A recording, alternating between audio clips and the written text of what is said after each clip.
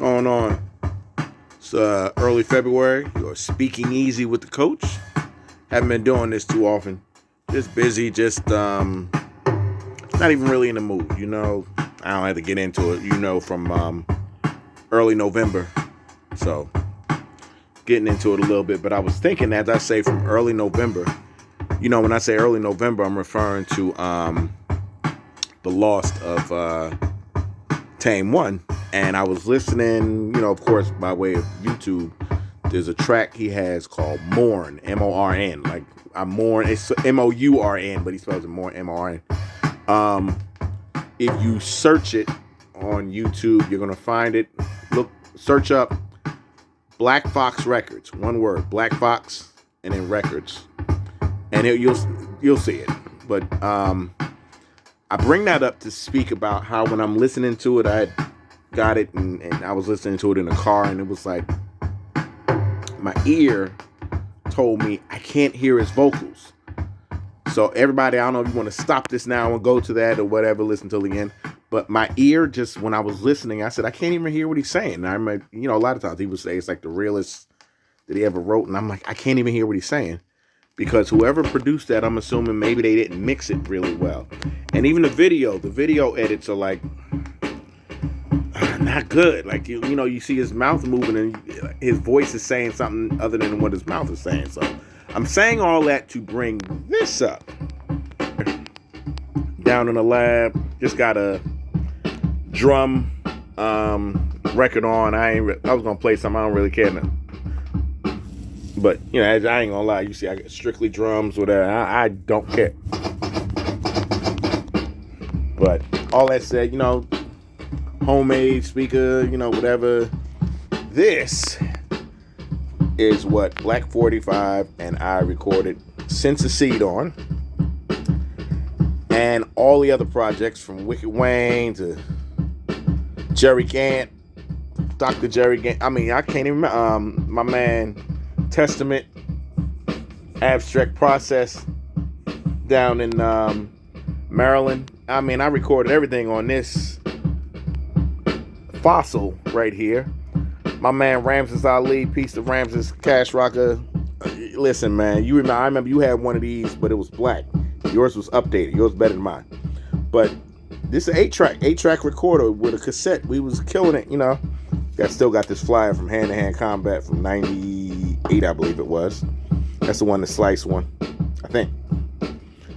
Yeah, 98. But yeah, man, this thing got so much dust on it, and I mean, this is crazy. But I haven't used it. I haven't plugged this up. This has not functioned, and I would give it anywhere around 17, 20 years. I haven't plugged this thing in and done anything. It's just sitting there collecting dust.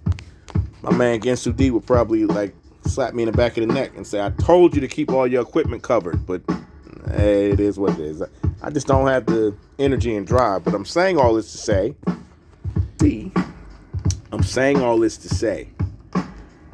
we had the basic equipment, and it was crazy how people would say, we need to go into the studio and pay big money, get an 11-hour or 12-hour block to record one. We would say 12 hours, I could record 4 or 5 songs. But you go to the studio, and the engineer, whoever's running the studio, would tell you, nah, it's going to take all this time to mix it and to get the vocals and the verses and the choruses and that. It was, it's like the engineer, the owner of the studio would take so long. We as in Black 45 and myself, we recorded one song at this cat studio in Orange. It took hours, and it was it wasn't even, I remember when Black told me whatever we did at his house, what we did here in the basement was the same quality. And I said, oh wow. That was back in 98, 99, somewhere around at 97 maybe. And it is true.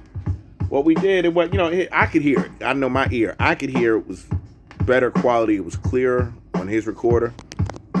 But we were tight down here. And I can ask my man Self, custodian of records.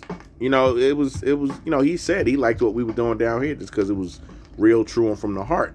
And I'm thinking the technology today to everybody who's into it, because I'm not as much into it like I used to be. If you're into it, do it, man. I mean, don't waste time getting your little cheap little recorder and your cheap. Get what's good, because the prices aren't what they used to be. And again, the technology of everything, and I'm just thinking about how sometimes we wasted so much money. Okay.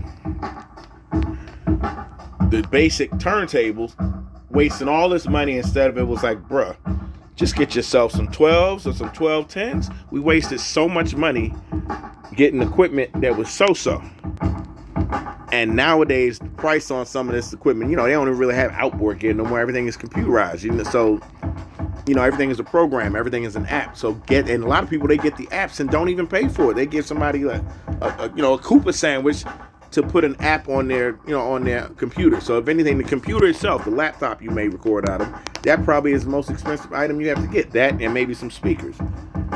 If you're into the game, if you're into recording, if you're an artist, spend the money. Because what we used to spend and the quality we used to get, and it was good, but it's so much better now. So get what you get. I'm thinking of my man Billy Rhodes down in North Carolina. I remember he's told all of us up here, basically, send me a track, come down here, we record, and we shoot the video the same day. Do it yourself. Speaking Easy with the Coach. Peace.